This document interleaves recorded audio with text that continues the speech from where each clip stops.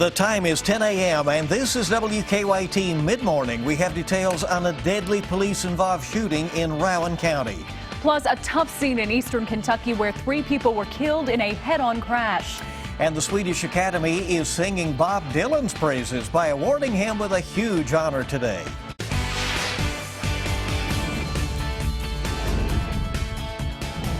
This is WKYT Midmorning.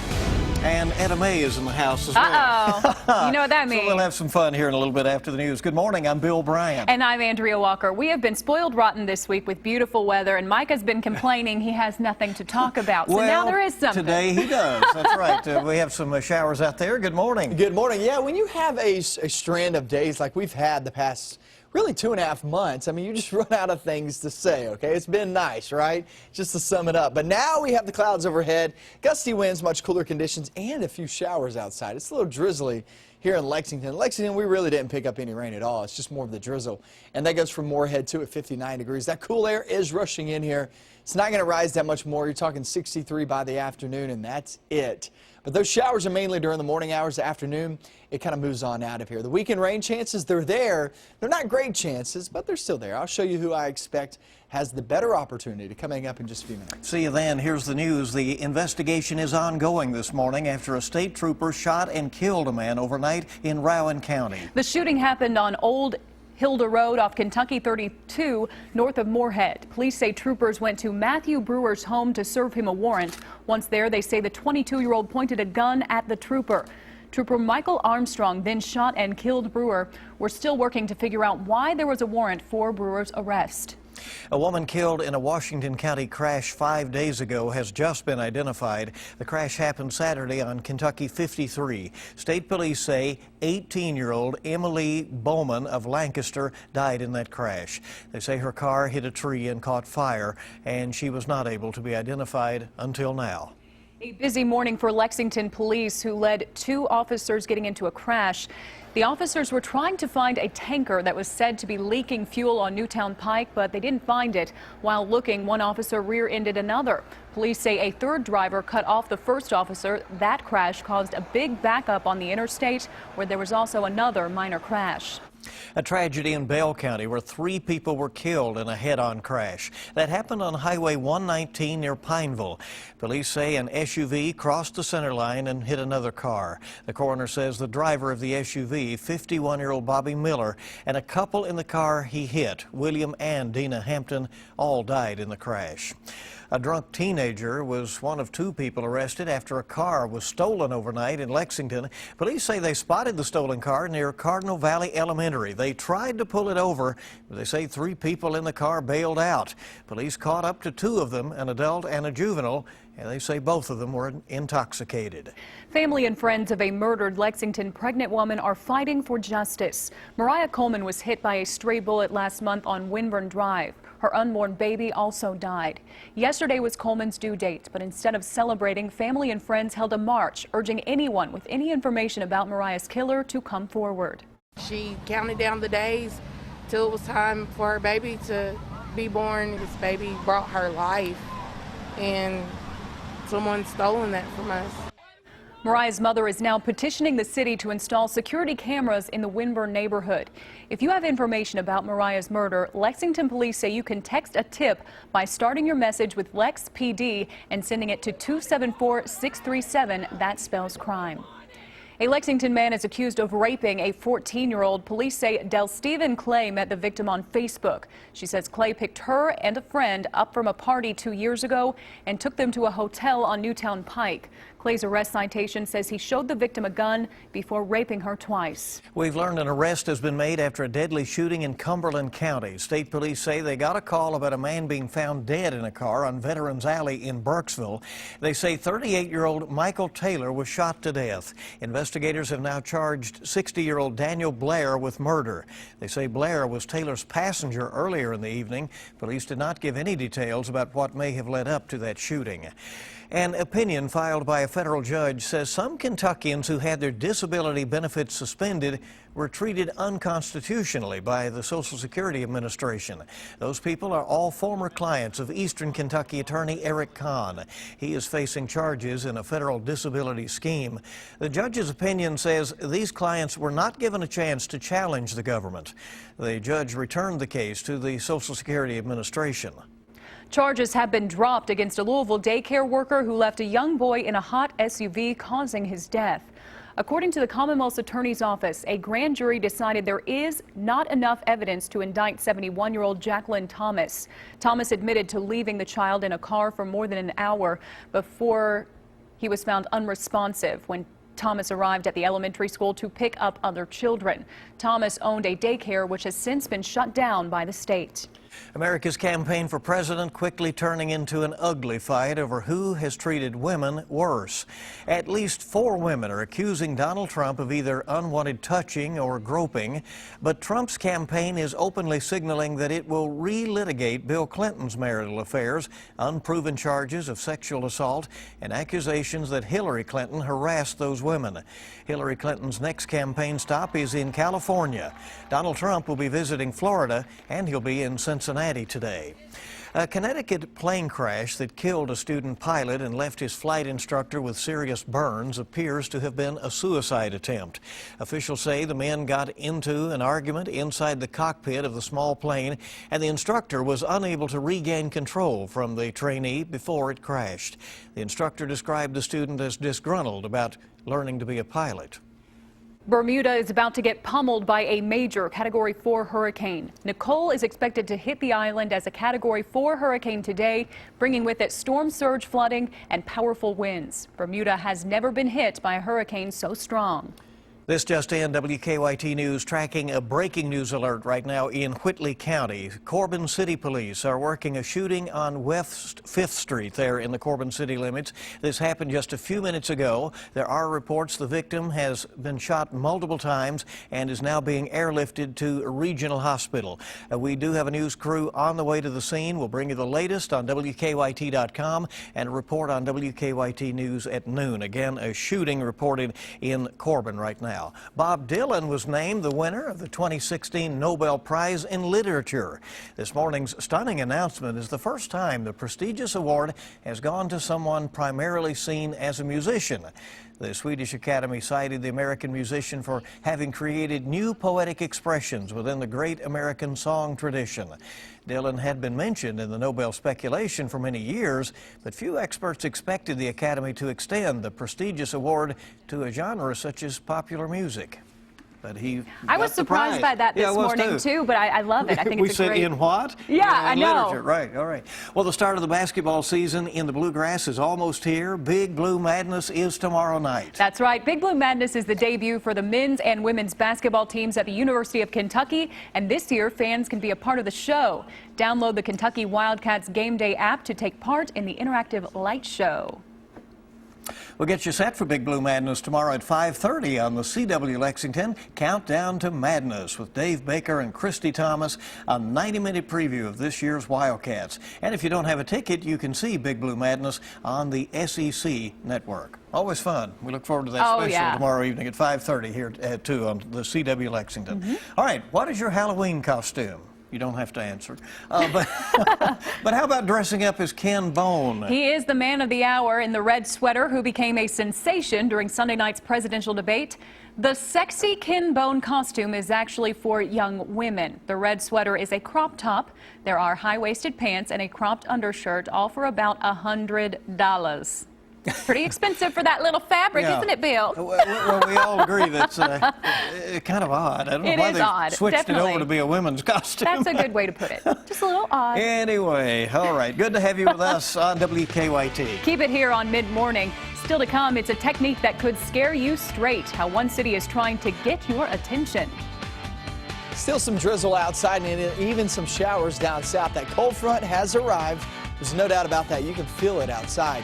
But how low are we going to go with those temperatures? I'm going to go over that and your weekend forecast coming up next. Now, your zone-by-zone forecast with meteorologist Micah Harris. We still have some drizzle outside and a few sprinkles here and there. Light showers far southern Kentucky off into Wayne County and Clinton County. But other than that, the rain is really disappearing. But as you walk outside, some of those low-lying clouds, some of that drizzle falls out of there. It can reach the ground, and that's what you're seeing, some light showers across High Rogers Parkway into the Laurel County area, and also sitting there in Manchester. As you roll down the High Rogers Parkway, you're going to roll into Manchester and see some showers passing on by. Next in line will be Perry County and also Leslie County. Keep that in mind. Other than that, it's really not a bad rest of the day in terms of rain falling out of the sky. You're not going to get much, if any at all. Most of that really does fade away into the forecast. And here we go. Hey, Etta May in the house.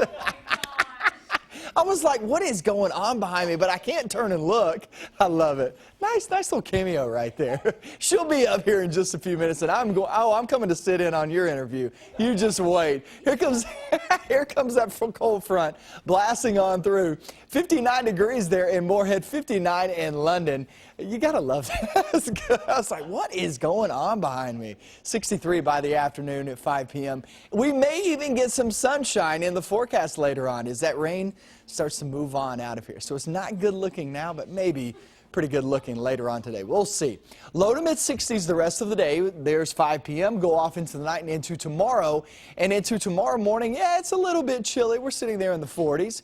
And then we head towards your afternoon. Afternoon's not all that bad. We're actually pretty dry. Heading off into the evening hours, there is that slightest chance at a shower, especially far southern Kentucky. But other than that, looks like Friday night football looks good. Saturday is not all that bad, but watch this Saturday afternoon. See a few showers actually spark up. So we're keeping a 40% chance of rain there in the forecast on Saturday and on Sunday. All of these days now through the weekend, there's slightest chances of rain. These aren't great chances. I would say out of all 4 of these days after this morning, it's going to be Saturday with your better opportunity, but that's still relatively low. I heard somebody walking behind me, but like I said, I couldn't turn like this and look. Then I was like, I'm not I did that to Bill this morning on accident, too. Yes, you did. Well, that's true. On the morning It's just news, one of those days, isn't it? Little cameo. That's all right. Yours was an accident. That's Yeah. right. Etta May, I don't know about, right? A good interview. She's just ornery. All right. Now she's heard from. All right, Pittsburgh city officials have come up with a unique way to get pedestrians to pay more attention when it comes to a frightening encounter. Yes, that's right. Officials are using a person dressed as the Grim Reaper to educate people about the danger of walking with their heads down. It's part of the city's new safety program aiming to make people pay more attention to their surroundings. Officials say many people are shocked after not noticing the Reaper until being right next to it. So far, they say it's been an effective technique that also provides some laughs. So there you go. Serious issue. Didn't you say you saw somebody run into a pole the other day? Oh, yeah. Walking well, along? they don't pay any attention anymore with those cell phones. That's right. Well, the Grim Reaper will get your attention, That's right. Yeah. All right, Janet Jackson is showing off her baby bump, and Drake may be in the market for a new trophy case. Suzanne Marquez has your eye on entertainment. Drake is raking in the nominations. Just 2 days after he pulled in a record 13 American Music Award nods, the Canadian rapper and singer scored 12 Soul Train Award nominations. Beyoncé is up for 8 Soul Train Awards, which will be handed out next month. The stars of the new film, Coming Through the Rye, attended a special screening last night in New York. I was wondering if you could tell us where Jerome David Salinger lives. The movie stars Alex Wolff as a young man in 1969 who was searching for reclusive Catcher in the Rye author J.D. Salinger. The film is based on real-life events from filmmaker Jim Sadwith's younger days. Chris Cooper plays Salinger. You know, I knew his background in World War II, such a reclusive, kind of really a no-nonsense guy. So that's kind of what I had to work with. Coming Through the Rye opens in limited release tomorrow. And Janet Jackson is showing off her new look as an expectant mother.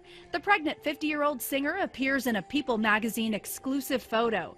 This is the first child for Jackson and her husband, Wissam Omana. And that's your Eye on Entertainment. Suzanne Marquez, CBS News. Okay, coming right up, you've heard from her already. Yes. A little bit here. She is the queen of Southern sass, and she is a favorite right here in Lexington. And on WKYT, comedian Etta May is stirring up some laughs. Stay with us. And tomorrow's Mega Millions jackpot is $15 million. Saturday's Powerball jackpot, $122 million.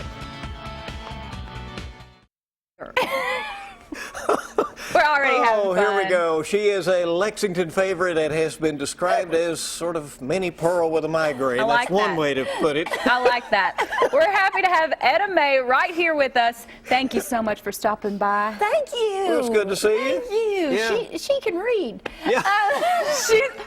Okay, y'all. She made a joke and I didn't get it. And she goes, "It's a good thing you're pretty, honey."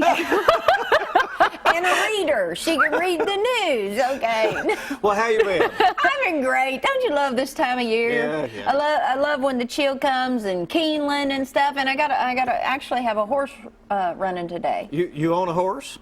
No, I just got a good tip on a horse running today, so got to get me out to the track. She's the money, honey. I got to put 20 on the nose. You know what That's I mean? right. That's right. That's betting on the.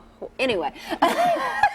Y'all. You noticed a story earlier, all the attention to Ken Bone. What do you were think saying about you're it? like jealous of that? I'm jealous of that. I've spent 30 years in this business and can't get that kind of coverage. I know. He's nationwide coverage. All right, people, please dress up as Etta Mae. Okay, don't do that skanky little. What is that? My goodness, that's what that sweater would look like on me. That's all the regular sweater. I gotta go to the men's section. Anyway. Oh, y'all. I gotta go to big and tall because I'm wide and squatty. How are things going with your career these days, though? Things are going great. We shot a pilot, a sitcom pilot, and it's called Bait, Bullets, and Bigfoot. And Love it. we're in talks. Oh, Lord. I own a bait shop, and I wear a red sweater at the bait shop. No. Oh, gosh. I own a bait shop here in Kentucky. That's what the premise of the show is. And we're in talks with CMT, so we'll see how that goes, and hopefully. And did I see something about an anniversary?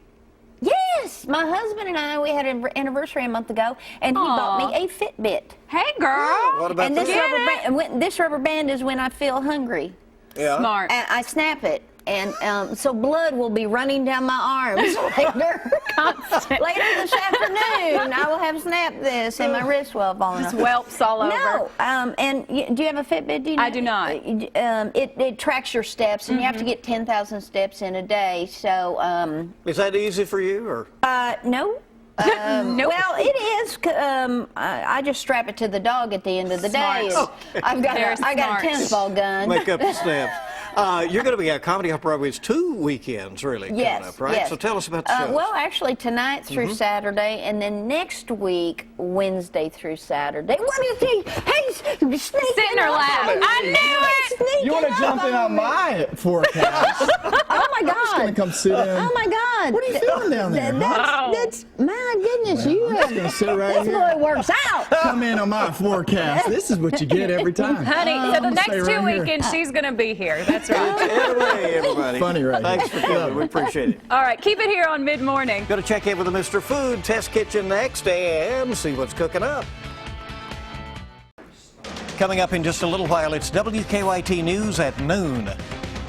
The latest on breaking news story out of Whitley County, where someone reportedly has been shot multiple times. That's in Corbin. Also the latest on the deadly officer-involved shooting in Rowan County. News, weather, and sports ahead at noon on WKYT. Well, this original recipe is supposed to be simmered for hours, but here is a shortcut version that has the same great taste. Right today in the Mr. Food Test Kitchen, worth the wait cabbage soup. If your mother or grandmother is a great cook and you haven't learned how to make all of their family favorites yet, you really need to do something about it. If you don't, those classic recipes that you grew up with could be lost forever. So here's what I suggest. If by some chance she has the recipes written down, sit with her and watch her make them.